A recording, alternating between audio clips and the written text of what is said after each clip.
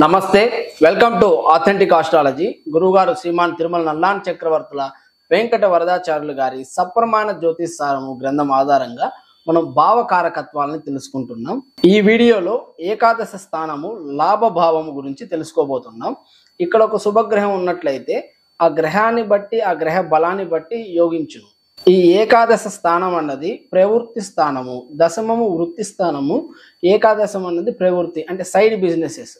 అంటే కొంతమంది జాబ్ చేస్తూ సైడ్ ఇంకేదైనా బిజినెస్ చేస్తుంటారు. కొంతమంది ఒక బిజినెస్ మెయిన్గా చేస్తూ ఇంకా 2-3 సైడ్ బిజినెసెస్ చేయడము ఇట్లా చేస్తూ ఉంటారు. దీన్ని ప్రవృత్తి స్థానము అని అంటారు ఏకాదశ స్థానాన్ని. ఈ లాభస్థానంలో భాగ్యాధిపతి ఉన్నట్లయితే ఆస్తులు కలిసి రావడం కానివ్వండి, అలానే లంచాలు రావడం కానివ్వండి అవకాశం ఉంటుంది. అలానే పంచమాధిపతి ఉన్నట్లయితే విద్యాలాభము, లగ్నాధిపతి ఉన్నట్లయితే నానా విధాలుగా లంచాలు అన్నవి వస్తుంటాయి. అంటే ఒకవేళ ఏదైనా ఆఫీసర్ అయి ఉండి వాళ్ళ వృత్తి స్థానంతో జీతము, ఈ ప్రవృత్తి స్థానంతో దురాదాయము, ఓకేనా, ఈ పాపపు సొమ్ము అని అంటారు. దురాదాయము ఈ పాపంగా వచ్చే సొమ్ము అనమాట. కష్టంతో పని లేకుండా దురాదాయంగా వచ్చే ధనాన్ని ఈ లాభస్థానం నుంచి చూడాలి.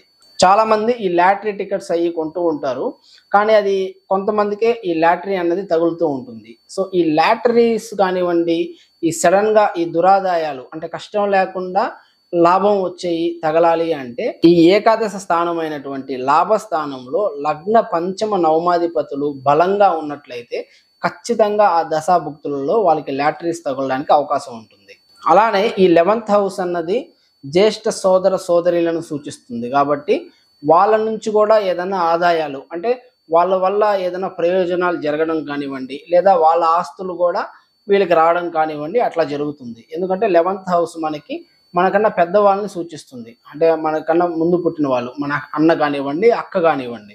అండ్ దాంతోపాటు పాపపు బుద్ధి అన్నది కలుగుతుంది. అలానే లౌకికము లభ్యపడును, చాలా లౌక్యంగా ఉంటారు. సో లౌక్యం అన్నది వాళ్ళలో మనం గమనించవచ్చు. ఈ ఉపజీవనాలు అన్నవి వీళ్ళకి చాలా బాగా వర్కౌట్ అవుతాయి. అలానే గ్రాహిత శక్తి ఏదన్నా ఇట్టే పట్టేయగలరు. అలానే శిల్పకళలు లభ్యపడతాయి. అంటే మంచి శిల్పకళ ప్రావీణ్యత కూడా ఉంటుంది ఈ లాభస్థానంలో శుభగ్రహాలు ఉన్నట్లయితే. అండ్ దాంతోపాటు సమాజంలో మంచి ప్రతిభావంతుడిగా వీళ్ళకి పేరు ప్రతిష్టలు అయితే వస్తాయి, మంచి గుర్తింపు ఉంటుంది.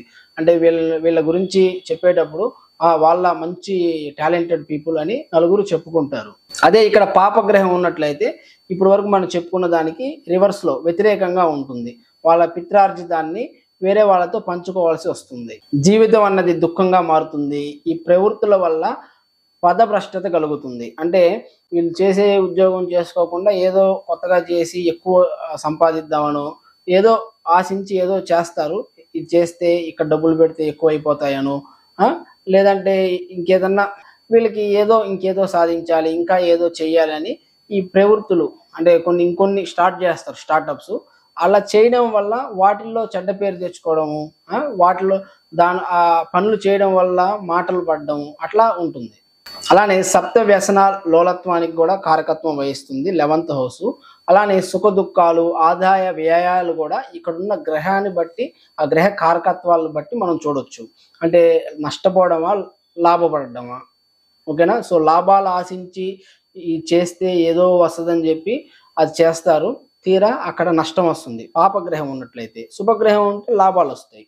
అలానే సప్త వ్యసన లోలత్వము, ఇక్కడ పాపగ్రహం ఉన్నట్లయితే వ్యసనాలకి లోబడడానికి అవకాశం ఉంటుంది. ఇదండి ఏకాదశ స్థానము లాభభావం గురించి. మీకు ఇంకేదైనా డౌట్స్ ఉన్న కామెంట్ సెక్షన్లో కామెంట్ చేయొచ్చు. Thank you so much for watching this video.